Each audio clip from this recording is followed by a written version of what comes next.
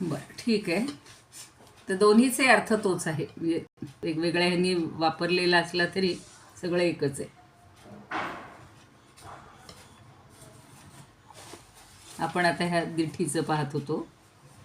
त्या नेमकं रेकॉर्डिंग चाललंय तिथेच कुठले तरी सारखे फोन येत आहेत, म्हणजे त्या कंपन्यांचे. तर गाढ झोपेत असताना आपण आपलं सगळं स्वत्व किंवा आपलं सगळं स्वतःबद्दलचं भान हे हरवलेलं असतं, तरी पण आपण जिवंत असतो. म्हणजे त्याचं हे आकळणं विरहित असं शुद्ध असणं असतं. म्हणजे आकळणे विरहित, म्हणजे त्यावेळेला आपल्याला आकलन होत नाही, जाणवत नाही, पण तरीसुद्धा आपण असतोच. म्हणजे त्याला शुद्ध असणे असं म्हणलं आहे बरं का. एक मुद्दाम राहिला होता एक ग्रंथ पाहायचा. आणि आहे नाहीची भाषा सहन करण्याच्या पलीकडचं आहे ते. कारण आहे म्हणावं तर त्याला आपल्या अस्तित्वाचे किंवा अन्यांनाही त्याच्या अस्तित्वाचं भान नसतं, आणि नाही म्हणावं तर तो जिवंत असतो. म्हणून त्याचं अस्तित्व हे चिन्मात्र असतं, म्हणजेच असून नसल्यागत किंवा नसून असल्यागत. काल मी ही भाषा सांगितली होती. आता ह्या दृष्टांतानं ते चिन्मात्र अज्ञानजन्य अशा मूढावस्थेत राहणाऱ्या माणसासारखं असतं का, असा कोणाचा समज होईल. तर त्याचं निराकरण करण्यासाठी हे जे दोन दृष्टांत दिलेले आहेत ते पाहिजेत. की दृष्टी आपल्याकडं जेव्हा मुरडून पाहते तेव्हा तिला काहीच दिसत नाही. तिचं दृष्टीपण असून नसल्यागत असतं. आणि डोळे अर्धोन्मिलित करून आत आपल्याचकडे पाहण्याचा प्रयोग जे करतील त्यांना हे असं कसं होतं हे सहजच आकळेल.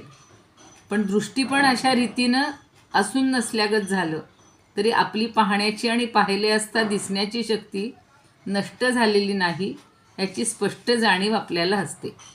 आणि या दृष्टांतानं हे चिन्मात्र निद्रिस्त माणसाच्या मूढावस्थेसारखं नसतं हे स्पष्ट केले. वस्तुतः पहिल्या दृष्टांतातही जीवे न जाता गाढ झोपेत जे असणं असतं ते चिन्मात्र रूपच असतं. ही चिन्मात्रता अविद्येनं आवरित झालेली असते, म्हणजे आवरण घातलेली असते. आणि हे आवरण यथायोग्य प्रयोग करून पाहिल्यास नाहीसं होतं. मग झोप असते आणि नसते, तो असून नसल्यागत आणि नसून असल्यागत असतो, याची साक्ष पटू लागते. तो असून नसल्यागत आणि नसून असल्यागत असतो म्हणजे काय की हा प्रयोग जर साधला, प्रयोग करणारा जागृती, स्वप्न आणि सुषुप्ती या तिन्ही अवस्थांकडे असंगशा निवृत्तीनं केवळ पाहू लागतो. त्याचं हे पाहणं अहंबुद्धी शून्य आणि प्रतिक्रिया शून्य असतं. गाढ झोपेत अभानावस्थेत राहण्याचे जिवंतपणच जणू हे असे पाहणेरूप झाले आहे, अशी ती अवस्था आहे. आणि म्हणून आता पुढचा एक दृष्टांत देणार आहे, तो आपण लगेच 5 मिनिटांनी बघूयात. इथं धूत महाराजांनी आणि वामनराव देशपांडेंनी हे जरा काही गोष्टी थोड्याशा, किंवा खंदारकरांनी पण अजून ते जास्त पटवून दिलेलं आहे. फार त्याची गुंतागुंत नाही केली आणि फक्त एकाचा अर्थ पाहिला आणि पुढे गेलो तरी चालणार आहे.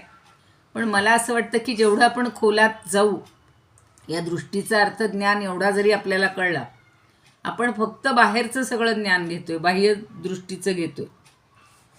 पण ह्या दृष्टीला द्रष्ट्याचा आश्रय घ्यावाच लागतो. म्हणजे आपण आहे म्हणून दृष्टी आहे, आणि पुढं कुठला तरी विषय असतो म्हणजे दृश्य असतो. म्हणजे सगळीकडे ही त्रिपुटी आत्ता आपल्याला जाणवत असते, आणि या त्रिपुटीतूनच दृष्टीचा किंवा या डोळ्याचा सगळा व्यवहार होत असतो. वास्तविक एक परब्रह्म हे एकरूप आहे, एकच आहे, ज्ञानरूप आहे, आत्मरूप आहे, अशी ही दृष्टी आहे. आणि ती अंतःकरण विशिष्ट होते. म्हणजे अंतःकरणाशी जेव्हा ती दृष्टी जोडली जाते तेव्हा तिला द्रष्टा असं म्हणतात. आणि ती अंतःकरण वृत्ती विशिष्ट होते तेव्हा तिला दृष्टी म्हणतात. बाहेर असून उपयोग नाही, अंतःकरणापासून जेव्हा जोडली जाईल तेव्हाच ती दृष्टी आहे. मग 5 आपल्याला ज्ञानेंद्रियाचे जे सगळे ज्ञान आहेत, शब्द, स्पर्श, रूप, रस आणि गंध, यांनी ती जोडली जाते, यांच्याशी जोडली जाते. ज्या वेळेला आपल्याला ऐकण्याचं काम असतं तेव्हा आपण डोळ्यांनी पाहण्याचं काही करत नाही. डोळ्यांनी पाहत असतो तेव्हा ऐकण्याकडं लक्ष नसतं. बघा, आपण आत्ता जेव्हा काही असं बघत असतो आणि कोणीतरी बोलत असतं तर आपण म्हणतो माझं आत्ता लक्ष नाही आहे, मला काही ऐकू येत नाही. किंवा फक्त आपण आत्ता सगळं ऐकण्याचं काम आहे, तेव्हा समोर काही दृष्टी आली, दृष्टीला आलं तरी आपल्याला ते दिसत नाही. तसं स्पर्शाचं प्रत्येक ज्ञान हे त्या त्या विशिष्ट इंद्रियाशी जोडलेलं आहे आणि त्याच्याशीच ते विशिष्ट असतं. मग त्या प्रत्येक इंद्रियाचं ते दृश्य असं म्हणायचे. आणि ही दृष्टी आपल्या मूळ आत्मस्वरूपाकडे जेव्हा वळते, आत्मरूपच होते, तेव्हा तिचा अंतःकरण वृत्ती आणि विषय किंवा विशेषणाचा भाग राहतच नाही. बाहेरचं काहीही तिला जाणवत नाही, काही संपलाच विषय तो. म्हणजे विशिष्ट दृष्टीपणही मोडते. ते जे त्यांनी म्हणलेलं आहे ना, मुरडे आपलं मोडे. एकदा आत्मज्ञान व्हायला लागलं, आत्मज्ञानाशी ती जोडली गेली की मग ह्या दृष्टीला बाकी काहीही उरत नाही. आणि विशेषणांच्या अभावी तिचा विशिष्टपणाही गेला. म्हणजे नाही आणि नोहे हे जे 2 शब्द वापरलेले होते, तर नाही नोहे म्हणजे त्यांचा अभावही होत नाही. ती पुढे जाण्याची म्हणजे स्वयंप्रकाश ती ज्ञानस्वरूपच आहे. दृश्य या धातूवरूनच करण म्हणजे पाहण्याचे इंद्रिय या अर्थामध्ये त्या त्या विषयाच्या ज्ञानाचं साधन आहे. मग असे म्हणलं तसं 5 ज्ञानेंद्रिय ही 5 साधन आहेत, 5 करण आहेत. करण शब्द लक्षात ठेवायचं. आणि त्याचा तेच आश्रय आहे सगळ्या ज्ञानाचं. म्हणजे वृत्तीज्ञान जे आपल्याला होतं किंवा कुठल्याही ज्या गोष्टीचं ज्ञान होतं ते त्या त्या इंद्रियांमुळं होत असतं. आणि ज्ञान एवढाच अर्थ जर दृष्टीचा घेतला तर आपल्याला हे आत्मज्ञान जेव्हा होईल, आत्मज्ञानाची जेव्हा दृष्टी आपल्याला प्राप्त होईल, तर त्यावेळेला हा बाकी सगळ्या गोष्टीचा अभाव होणार आहे.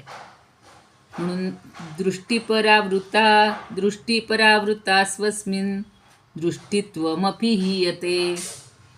ज्या वेळेला दृष्टी ही परावृत्त होईल, दुसऱ्या सगळ्या बाह्य गोष्टीपासून परावृत्त होईल, स्वतःच्या ठिकाणीच फक्त केंद्रित होईल, दृष्टिस्त्वमपि हीयते. मग ते दृष्टित्व पण जाणार. तिथे त्रिपुटी आहे ती उरणारच नाही. परंतु स्वस्वरूपेण नास्ती ती न भवेत स्वयं.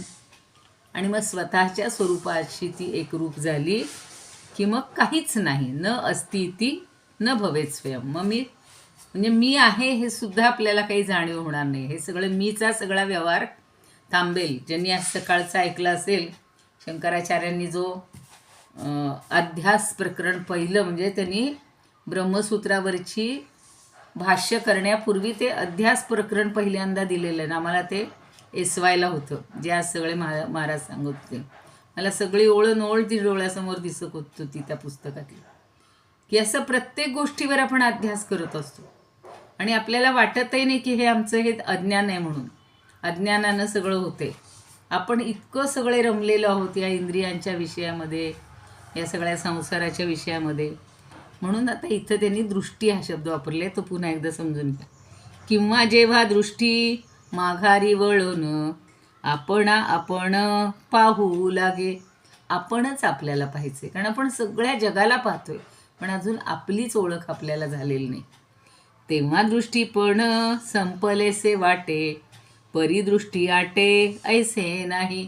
तेव्हा असं वाटेल की ही दृष्टी पण संपलं, ती आटून गेली, पण तशी आटत नाही आहे. कारण आपण अंतर्मुख होऊन त्या परमात्म्याशी, त्या आत्म्याशी, आत्मरूपाशी एकरूप झालेले असतो. म्हणून ते वामनराव देशपांडे म्हणतात की ही आपली जी दृष्टी आहे ती जोपर्यंत बाहेरील भासमय जग पाहत असते, सगळं बाहेरील जग हे भासमय आहे, भास आहे बरं का. हा त्या सापासारखाच भास आहे, दोरीवरच्या सापासारखा तो भास आहे. पण आपल्याला किती खरा वाटतोय, एवढे संत, एवढे गुरु, सगळे आपल्याला सगळे ग्रंथ सगळे सांगतायत की हे सगळं तशा अर्थानं झूट आहे. पण नाही, आपल्याला तरीसुद्धा स्वतःला त्याचा अनुभव घेतल्याशिवाय, हे सगळं खोटं आहे ह्याचा प्रतीती आल्याशिवाय, अनुभव घेतल्याशिवाय आपण हे सगळं सत्यच मानत असतो. आणि म्हणून दृष्टीसुद्धा आपलं अस्तित्व अनुभवत असते. म्हणजे काय की जोपर्यंत दृष्टी बहिर्मुख आहे तोपर्यंत तिच्या अस्तित्वाच्या दृश्याच्या मर्यादा आहेत.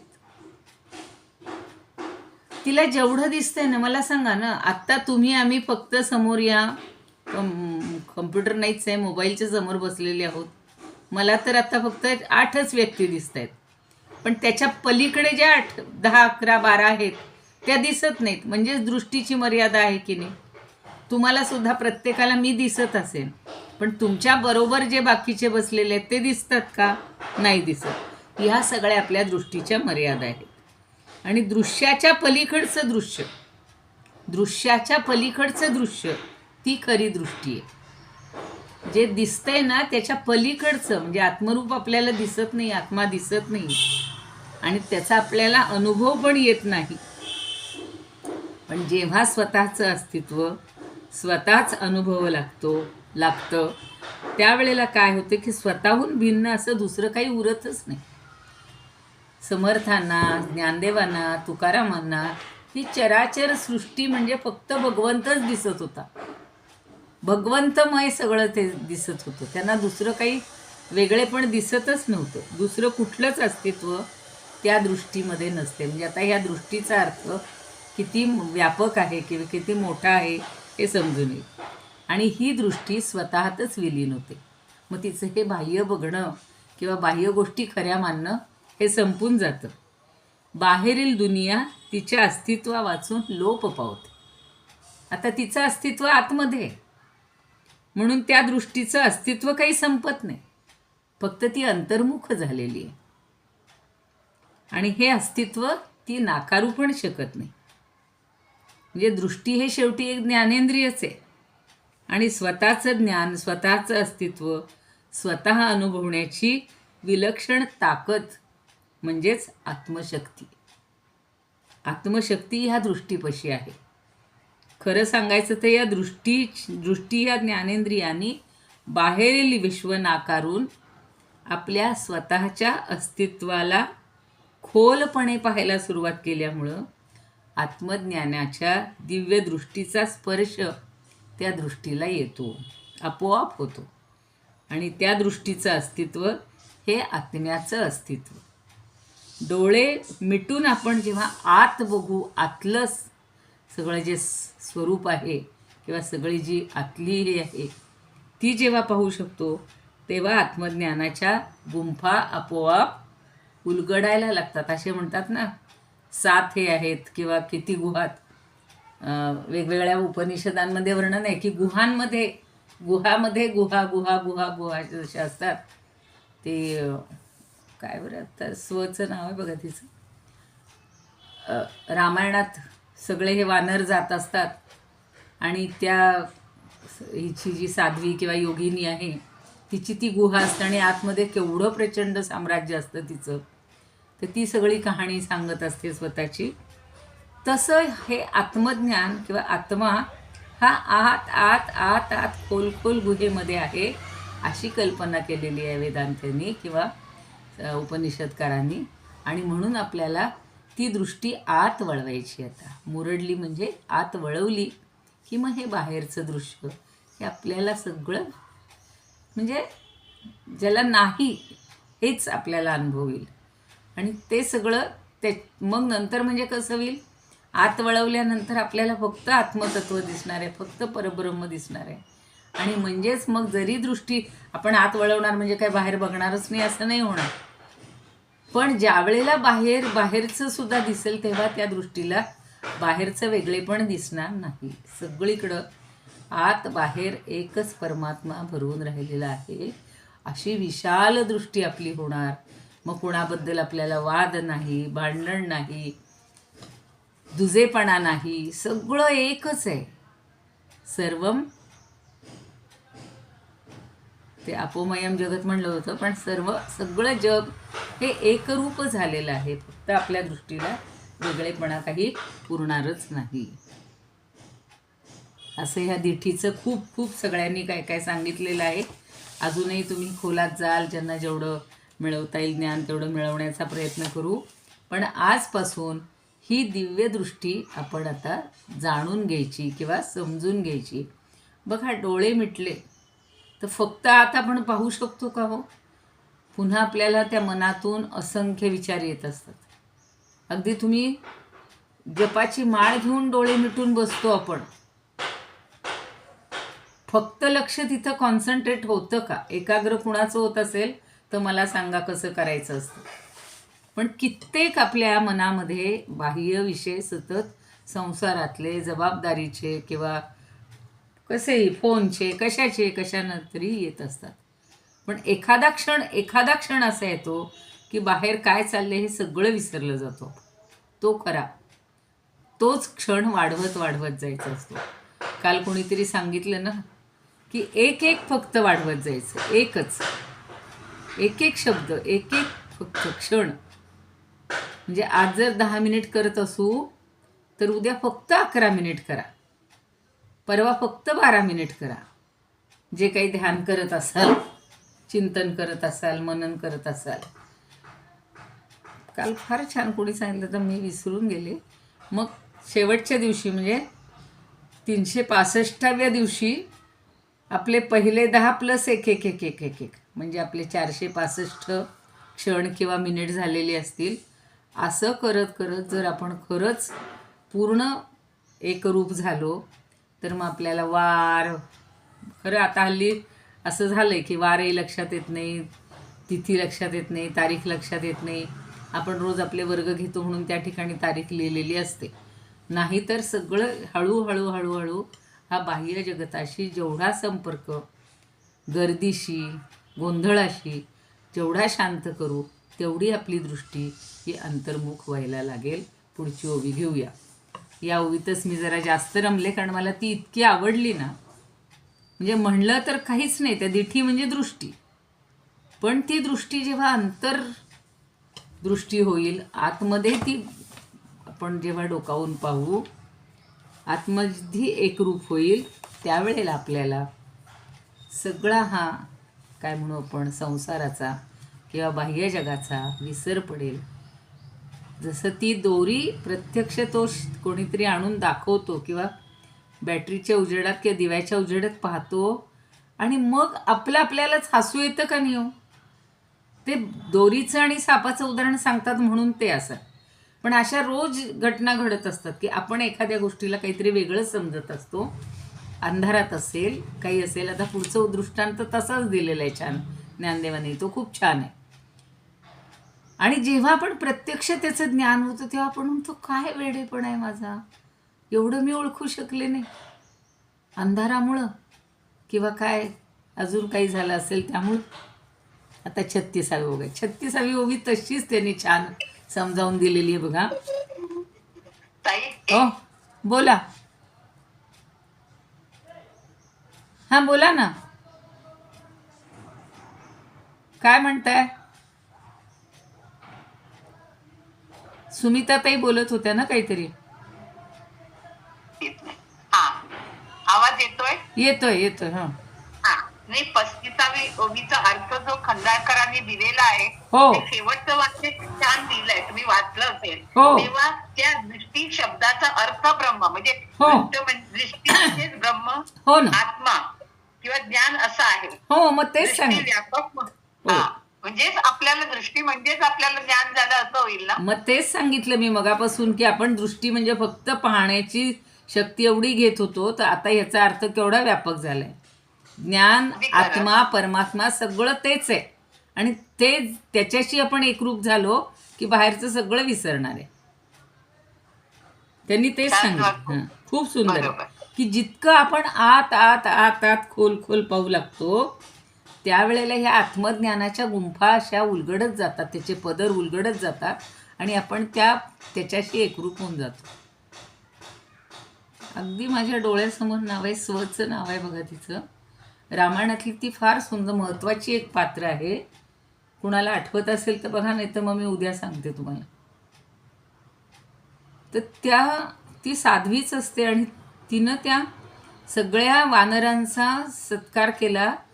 पण असं काही आतमध्ये काही असेल एवढं भव्य दिव्य असं वाटलंच नव्हतं मला. तशीच या सगळ्या आत्मगुंफेची तीच म्हणजे बरोबरी करावीशी वाटायला लागली की आपण आत जेव्हा घुसू, ज्या वेळेला सगळी दृष्टी म्हणजे हे ज्ञान म्हणजेच हे आत्मतत्व जेव्हा समजेल तेव्हा हे बाहेरचं सगळं व्यर्थ आहे. आणि व्यर्थ म्हणजे तिथंही आपल्याला तेच दिसायला लागणार आहे. आपण कुणामध्येच, म्हणून तर सांगितलं ना की भेदभाव सगळं सगळं संपून जाणार आहे. यांनी तेच सगळं सांगितलेलं आहे. आता पुढची हे बघूया आपण. पुढची ओवी पण छान आहे, म्हणजे पुढचा दृष्टांत पण सोप्पा आणि छान आहे. तशीच आज बघून ठेवू, उद्या वाटलं असतं त्याच्यात अधिक खोलात जायचं असेल तर पण तो सोपा दृष्टांत आहे. का काळा राहे काळवखा, का काळा राहे काळवखा, तो आपण याना आणि का, तो आपण याना आणि का, न चोजवे तरी आसिका हामी बाणे, न चोजवे तरी आसिका हामी बाणे. आता इथं काय म्हणायचं बघा, का काळा राहे काळवखा. काळवखा म्हणजे काळोख बरं का. काळा राहे म्हणजे काळा पुरुष राहे, म्हणजे एखादा काळा पुरुष काळोखात राहिलेला आहे, उभा आहे, बसलेला आहे, काही असेल. जसं निजून राहिलेलं आहे ना, तशी आता इथे काळ्या पुरुषाची उपमा दिली, म्हणजे दृष्टांत दिला. तो आपण याना आणि का, तो स्वतःलाही दिसत नाहीये आणि दुसऱ्यालाही दिसत नाहीये. तो आपण याना आणि का, न चोजवे तरी आसी का. आणि पुन्हा चोजवे म्हणजे जाणीव होणे, आसिका म्हणजे आहे, म्हणजे त्याला मी आहे अशी सुद्धा जाणीव असते. हा मी बाणे असं त्याला जाणवतं, म्हणजे तो स्वतः आहे, मी आहे अशी जाणीव त्याला पूर्णपणे असते. पण आपल्याला अंधारामुळं काळा किट्ट काळोख बघा अमावस्येचा, आणि त्यात लाईट जावेत, तर त्यावेळेची ही अवस्था आहे की एखादा अगदी काळाकुट्ट माणूस, अंधारात अजून काळाकुट्ट मनुष्य, तर तो स्वतःलाही दिसत नाही, त्यालाही स्वतः आपण आहोत या अंधारात सगळं तो मॅच होऊन गेलेला असतो, आणि दुसऱ्याला तो अजिबात दिसत नाही. पण तरीसुद्धा त्याला मी आहे, दिसण्याचा भाग जाऊ द्या, पण मी आहे एवढं तर जाणीव असते ना. ती जाणीव तर संपत नाही आहे. म्हणजे दृष्टी जेव्हा अंतर्मुख होते तेव्हा माणसाला स्वतःच्या अस्तित्वाच्या खाणाखुणा नेमकेपणानं कळतात. अंतर्मुख, मी जे म्हटलं तसं आपण सगळा एक बाहेरचा मुखवटा धारण केलेला असतो बघा. म्हणजे मी माझ्या मुलांना कशी वाटावी तो एक मुखवटा वेगळा असतो, माझ्या सासूबाई सासऱ्यांना कशी वाटावी तो वेगळा मुखवटा असतो, नवऱ्याला आपण कसे वाटावे तो मुखवटा वेगळा असतो, मैत्रिणींना वेगळा असतो, बाह्य समाजात, बाह्य नोकरीच्या ठिकाणी, जिथे कुठे तुम्ही व्यवसाय करत असाल तिथे आपण वेगळाच मुखवटा धारण करत असतो, असं आपलं मला वाटतं बरं का याच्याशी रिलेटेड. म्हणजे खरी आपली ओळख आपल्याला असते ना, खरं आपल्याला माहिती आहे ना. आपण बाहेर आवडणं, मला अजिबात भीती वाटत नाही, मी अंधाराला घाबरत नाही, मी वाघाला घाबरत नाही, मी कशाला घाबरत नाही. आणि आतून माहिती असतं की एवढीशी पाल जरी आली तरी लोक घाबरत असतात, त्या झुरळाला घाबरत असतात. म्हणजे मीचा जो मुखवटा बाहेर केलेला आहे हा मला नक्की माहिती आहे मी कसं आहे. हे त्यांनी दृष्टांत जरी दिलेला असला अंधाराचा, तरी आपण परवाही पाहिलेलं होतं की अंधार म्हणजे अज्ञान आहे, आणि त्या अज्ञानातनं नेमकी मी कोण आहे किंवा माझं कसं आहे, अस्तित्व माझं काय आहे. तर आत्म्याची ओळखसुद्धा ही नेमकी होत असते, नंतर होत असते. स्वची नेमकी जाणीव होते की मी कशी आहे, मी कोण आहे. सगळे पदर हळूहळू, काल म्हणून आपण, तुम्ही नव्हत्या ताई, निर्वाण शेठ आम्ही म्हणून घेतलं की मी हे नाही आहे, मी मन नाही आहे, बुद्धी नाही आहे, मी अहंकार नाही आहे. मी एक एक एक एक एक एक पदर माझा गळून पडतो. मग मी पंचवायू नाही, मी पंचप्राण नाही आहे, मी असं नाही आहे, मी तसं नाही आहे. मग मी भूमी नाही, मी म्हणजे पंचमहाभूत मी नाही आहे. म्हणजे माझ्याकडं आहे, माझ्या ठिकाणी ती पंचमहाभूतांनीच बनलेले हे माझा देह आहे. पण हे मी नाही नाही नाहीचे पदर सगळे मिटत जातात, आणि मग मला माझी जाणीव होते. जशा काळोखातला काळाकुट्ट मनुष्य दुसऱ्यांना दिसत नाही, पण त्याला कळतं मी आहे स्वतःला, किंवा कदाचित तो दुसऱ्यालाही दिसणार नाही आहे, पण याचा अर्थ तो नाही असा होत नाही, तो आहेच. आणि त्याला आपली जाणीव त्या काळोखात सुद्धा निश्चित होत असते. आपण बघा एकटे घरात असतो, कधी कधी एकटे असतो आणि मग आपल्याला कळतं की मी एकटी या घरात आहे, माझं हे सगळं चाललेलं आहे, माझी ही सेवा साधना चाललेली आहे. तसा आत्मा हा दृष्टीचा जरी विषय नसला तरी तो ज्ञानाचा विषय म्हणून अज्ञानात राहिला तरी ज्ञानाच्या आधारेच त्याला शोधता येतं. अज्ञानात आहे आत्ता, आपण पूर्ण सगळे अज्ञानात आहोत. थोडीशी आपल्याला जाणीव व्हायला लागली की आपण काहीतरी वेगळं शोधणं आवश्यक आहे.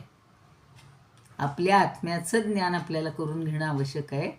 मी म्हणजे कोण? बघा ना, प्रत्येक आपण म्हणतो की नाही की माझ्या एखाद्या बोटाला थोडीशी सुई टोचली तरी त्याची कळ सगळ्या शरीरातनं मेंदूपर्यंत जात असते. म्हणजे हे सगळं बाह्य ज्ञानातच आपण रमलेलं असतो. पण नक्की मी कोण आहे? म्हणून सोहम सोहम जपते जपते पहुंचो दशमे द्वारा ओम. आणि या ओमवर तर खूप अगदी सगळ्या मुंडक वगैरे उपनिषदांनी तर ओंकाराचं खूप महत्त्व सांगितलेलं आहे.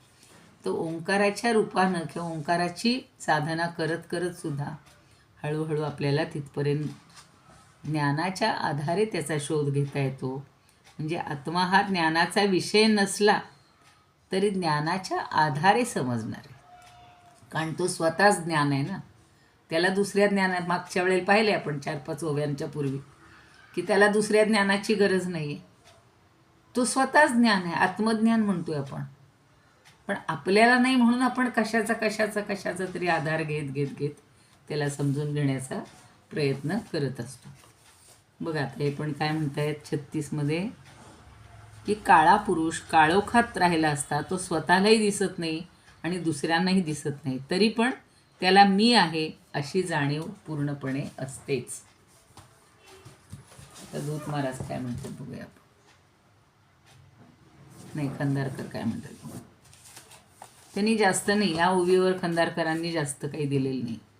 तेच सांगितलं की काळा मनुष्य काळोख्या रात्रीत असला तर त्याचा देह त्याला स्वतःला आणि इतरांना न चोजवे, म्हणजे कौतुक किंवा प्रेम करण्यास दिसत नाही.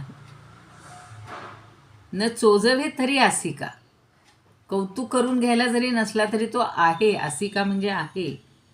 मी आसिका बाणे म्हणजे मी आहे असं त्याला स्वतःच्या आत्म्याचं ठामपणानं निश्चयात्मक ज्ञान असतं.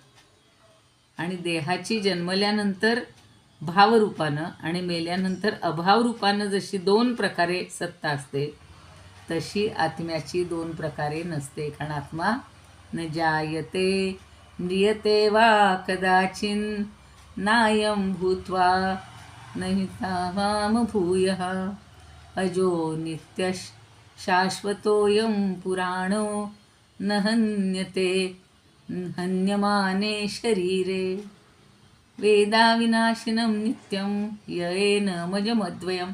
सगळे आत्म्याबद्दलची सगळे श्लोक रोज पाठ करावेत, रोज म्हणावेत. म्हणजे मी कोण आहे? मला आता एकदम सहज आत्ता सुचलं की 2रा अध्याय तेवढे जर श्लोक आपण म्हटले ना तर मी नेमका कोण आहे? मी हे नाही, मी हे नाही, मी ते नाही, हे आपल्या लक्षात येईल. आणि आत्म्याला अशी 2 प्रकारची सत्ता नाही. म्हणजे आधी नव्हता म्हणून आहे आणि संपला म्हणून नाही, ही सत्ता त्या ठिकाणी मुळीच नसते. एवढं लक्षात ठेवायचं. आता ह्याच्यामध्ये काय म्हणतात बघूया. काय म्हणायचं गिरवाणमध्ये.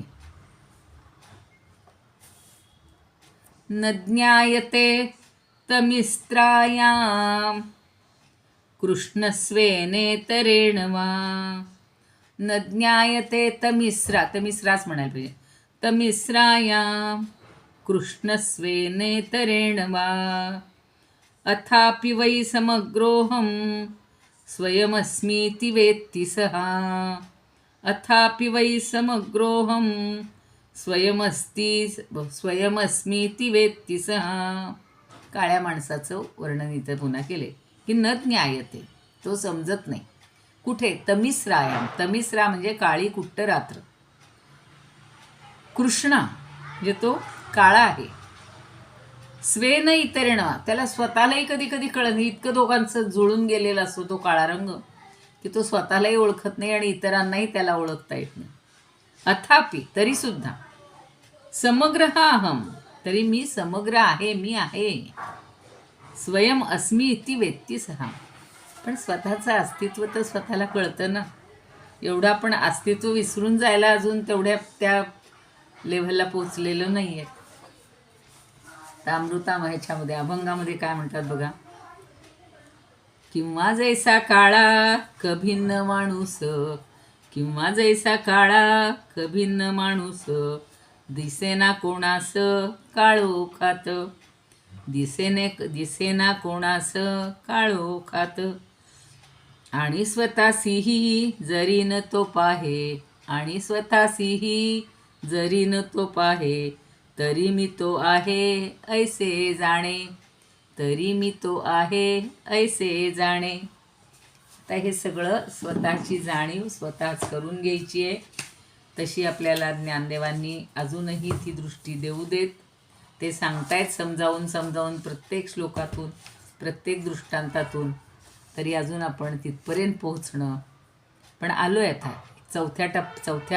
चौथा अध्याय झाला आहे, म्हणजे जवळजवळ निम्मं आपलं हा ग्रंथ आपल्याला समजावून दिला आहे ज्ञानदेवांनी. आता आपण किती समजून घेतलं आहे ते आपल्यावर आहे. जसं आता ताईंनी शिवशक्ती समावेशन पूर्ण करत आणलं, तसं हवं असेल तर गुरुप्रकरणही पुन्हा. कारण शेवटी सगळीकडचा अभेद हा आपल्या मनामध्ये आला पाहिजे, तो आपण समजून घेतला पाहिजे. आणि अभेदाचं ज्ञान झालं, एकमेव अद्वितीय परब्रह्म आहे एवढी जाणीव झाली की मग हा सगळा पसारा, हे सगळी बघा ना, किती उठाठेव करतो आपण, किती आटापिटा करतो.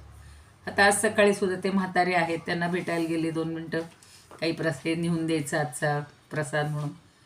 तर म्हणे अजून उद्याच्या त्या काय म्हणतो सुगडन ते काय वाणाची सगळी तयारी, वयवर्ष 80ला. तुमच्यापैकी कोणी जवळपास असतील तर 80-85ला सुद्धा माणसाला त्याच्यातच माणूस रमतोय.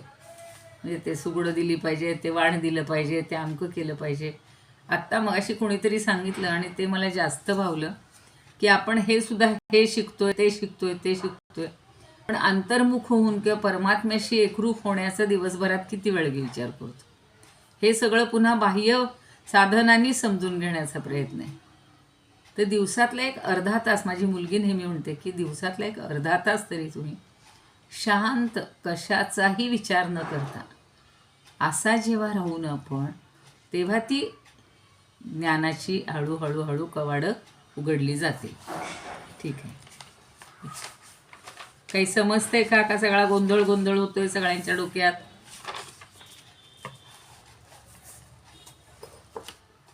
समजतायत का हे विषय जे काही चाललेत ते? समजतायत. आता किती टिकतं ते बघ. नाही, इतरांनी पण ते काय आहे, लक्षात येते अनुभूती, ही अनुभूती आहे ती जेव्हा आपण घेऊ. आत्ता बघा ना, अगदी म्हणजे रोजच्या व्यवहारात मलाही रोज जाणवते की समोरच्या व्यक्तीशी आपण अजिबात कठोर, कटू काहीही बोललं नाही पाहिजे. सतत तो प्रेमाचा व्यवहार, त्याच्या ठिकाणीच परमात्मा आहे, माझ्या ठिकाणी पण आहे. एवढ्या भावनेनं आपण वागायला लागलो तर किती सगळं चांगलं गेलो. हे खरं सांगू का, त्या आता कोण म्हणालं, मगाशी मुलाचा फोन आला, महानगरपालिका. कालच्या त्या लुले काकांनी सांगितलं की त्या महानगरपालिकेच्या निवडणुका आहेत, मला काय त्याच्याशी देणं घेणं आहे. मी नगरपालिकेत होतो, नगरपालिकेचा कोण नगराध्यक्ष झाला तेही मला गरज नव्हती, पण ते पोस्टर लावलेत म्हणून कळलं की आमच्या नगरपालिकेचा अमुक नगराध्यक्ष झालेले. इतकं ह्या सगळ्या व्यवहाराशी आपण अलिप्त राहायला पाहिजे. इन्व्हॉल्वमेंट जर कमी केली तरच आपल्याला स्वात्मसुख किंवा हा आनंद मिळणार आहे. हळूहळू या संसारातून, या सगळ्या बाह्य विषयातून थोडं लक्ष कमी करणं, त्याच्यातली इन्व्हॉल्वमेंट कमी करणं, एवढंच आपल्याला हळूहळू करता येईल. चला, म्हणूनच हे काव्य त्यांचं काय रचलेलं आहे खरंच खरवंडीकरांनी. हा सगळा उपकार करण्यासाठीच ज्ञानदेवांनी एवढा आटापिटा केलेला आहे, सगळ्याच संतांनी केलं आहे. तुकाराम महाराजांनी, पूर्वी असं वाटायचं त्यांचे अभंग म्हणजे अगदी असे वरवरचे मला इतका सखोल त्याच्यामध्ये कधी शिरलेच नव्हते मी, पण आता त्याचाही आनंद मिळायला लागला आहे. इदमुपकर्तुं भुवनमण्डलं समुदितमिव भास्करं सादरं वन्दे ज्ञानेश्वरं त्रिभुवनमाता भगवद्गीता लोकमङ्गला लोकविश्रुता लोकहितं सन्ततं ध्यायता येन ज्ञानेश्वरी विरचिता श्रुत्वा प्राकृतगिरं सादरं वन्दे ज्ञानेश्वरं गीताशास्त्रं क्वाम्बुधिकल्पं नवन्तदीयं वयः क्वचाल्पं विषयविपदां व्रात्यमनल्पं वाग्यज्ञेन च येन भूषितं सरस्वतीमन्दिरं सादरं वन्दे ज्ञानेश्वरं सादरं वन्दे ज्ञानेश्वरम् यत्र शारदा कृपाप्रसादः यस्य श्रवणात् परमानन्दः निहितो यत्रामृतनिःशन्दः हा अमृताचा झरा वाहतोय निहितो यत्रामृतनिःशन्दः काव्यतत्त्वयोः कृतवन्तं तत् रसायनं मधुरं सादरं वन्दे ज्ञानेश्वरं सादरं वन्दे ज्ञानेश्वरम् ज्ञानेशोऽनुभवामृतं व्यरचयत् ज्ञानेश्वरं पूजये ज्ञानेशेन निरूपिता सुमधुरं गीता नमो ज्ञानिने ज्ञानेशात् परमार्थवित् सुचरितं ज्ञानेश्वरस्याद्भुतं ज्ञानेशे लघुजीविते गुणगणो ज्ञानेश्वरत्वं कृती ज्ञानेश्वरत्वं कृती आरती ज्ञानराजा महाकैवल्यतेजा सेविती साधू संत मनुवेधला माझा आरती ज्ञानराजा लोपले ज्ञान जगी हित नेणती कोणी अवतार पांडुरंग नाव ठेविले ज्ञानी आरती ज्ञानराजा कनकाचे ताट करी उभ्या गोपिका नारी नारद तुंभरू हो सामगायन करी आरती ज्ञानराजा प्रगट गुह्य बोले विश्वब्रह्मची केले रामा जनार्दनी पायी मस्तक ठेविले आरती ज्ञानराजा महाकैवल्य तेजा सेविती साधू संत मनुवेधला माझा आरती ज्ञानराजा ज्ञानेश्वर महाराज की जय पंढरीनाथ भगवान की जय जय तू ज्ञानेश्वर जय तू श्रीकृष्ण